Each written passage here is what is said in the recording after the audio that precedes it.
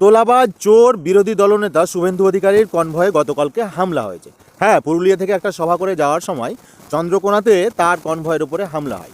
সেখানে কি ঘটনা ঘটেছিল নিচে ভিডিওতে চলছে, আপনারা কিন্তু দেখতে পাচ্ছেন সেই জায়গাতে কি ঘটনা ঘটেছিল। এবার কথাটা হচ্ছে, চন্দ্রকোনায় শুভেন্দু অধিকারীর কনভয়ে আমরা কিন্তু জয় বাংলা স্লোগান কিন্তু শুনতে পাই।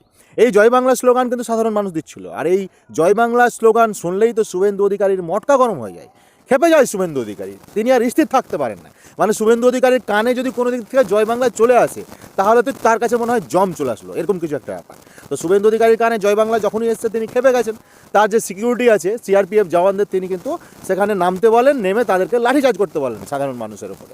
এবার সাধারণ মানুষের ওপর লাঠিচার্জ করতে গিয়ে চন্দ্রকোনার যে সব থেকে পুরনো বিজেপির নেতা, তাকেও কিন্তু শুভেন্দু অধিকারীর সিআরপিএফ জওয়ান, শুভেন্দু অধিকারীর দেহরক্ষীরা কিন্তু বেধড়ক মারধর করে।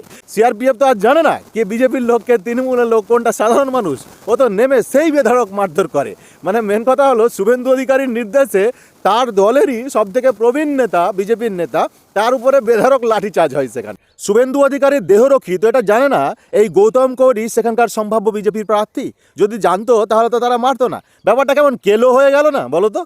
তো বিজেপির বিরোধী দলনেতা শুভেন্দু অধিকারীর দেহরক্ষী দিয়ে বিজেপির হব বিধায়ককে মার, এটা কেমন হলো ব্যাপারটা বলো তো?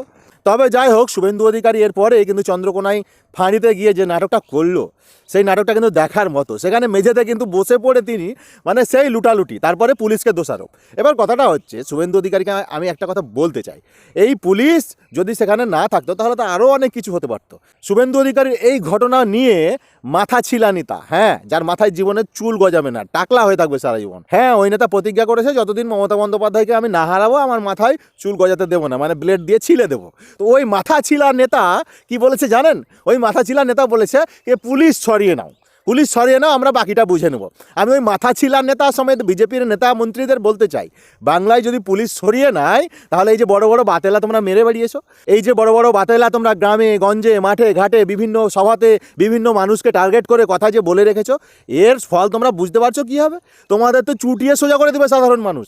কপাল ভালো যে পুলিশ প্রশাসন আছে, নচেত তোমাদের দম হবে না বাড়ি থেকে বেরোনোর, তোমাদের দম হবে না বাড়ি থেকে বেরোনোর, বাইরে কোথাও একটা সভা করার, এমনকি বাড়ি থেকে বেরিয়ে যে চায়ের দোকানে যাবে, ওই চায়ের দোকানে যাওয়ার দমটাও হবে না যদি পুলিশ সরিয়ে নেওয়ার কথা বলো, ঠিক আছে? তো ওই মাথা ছিলা নেতার কথায় শুনে লাভ নেই। মমতা বন্দ্যোপাধ্যায়ের বাংলায় সমস্ত রাজনৈতিক দলের নেতা কর্মীরা যেভাবে মিটিং মিছিল বিভিন্ন রকম দলকে আক্রমণ করা থেকে শুরু করে বিভিন্ন জায়গায় স্পিচ থেকে শুরু করে, মানে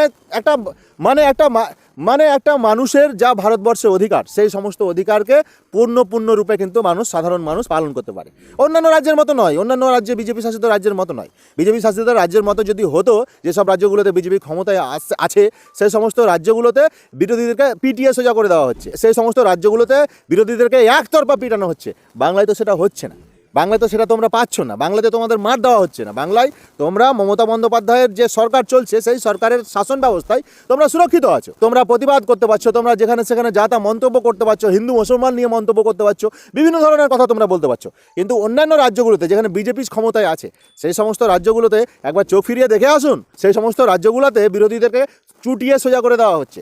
আর বলছো বাংলা থেকে পুলিশ তুলে নাও, কি থামতে পারবে? কষ্ট বাগছে বাংলা থেকে পুলিশ তুলে নেবে? মাথায় চুল গজাবে না আর কোনো দিন, মাথায় তোর কোনোদিন চুল গজাবে না। তবে যাই হোক, বাংলার মানুষকে আমি আবেদন করব, এই শুভেন্দু অধিকারী যেন তেন প্রকারে বাংলার বিভিন্ন জায়গাতে ঘুরে ফিরে বিভিন্ন রকম মন্তব্য করে রেখেছে। এরা শেষমেশ যখন দেখতে পাচ্ছে আমরা মমতা বন্দ্যোপাধ্যায়ের সাথে পারবো না, তখন বিভিন্ন রকম রণকৌশল তৈরি করছে, বিভিন্ন রকম চক্রান্ত তৈরি করছে, যাতে বাংলায় মমতা বন্দ্যোপাধ্যায়কে আটকানো যায়। কিন্তু বাংলার মমতা বন্দ্যোপাধ্যায় একটাই কথা বারবার বলি, মা মাটি মানুষের সরকার, তৃণমূল কংগ্রেসের সরকার। তোরা তৃণমূলকে যতই জ্বালাবি, বাংলার মানুষকে যতই জ্বালাবি, যতই ইডি পাঠাবি, যতই সিবিআই পাঠাবি, যতই তোরা বাংলার মানুষের উপর অত্যাচার করবি, যতই পরিযায়ী শ্রমিকদের উপর অত্যাচার করবি, ততই বাংলার মানুষ জনগণ শক্ত হবে, মমতা বন্দ্যোপাধ্যায়ের হাত শক্ত হবে। এবং এটাও বলে দিই তোদের, আগামী 26-এর নির্বাচনে তোদেরকে পচা ডিমের মতো বাংলার মানুষ বঙ্গোপসাগরে ছুঁড়ে ফেলবে। ভালো থাকবেন সকলে, জয় বাংলা।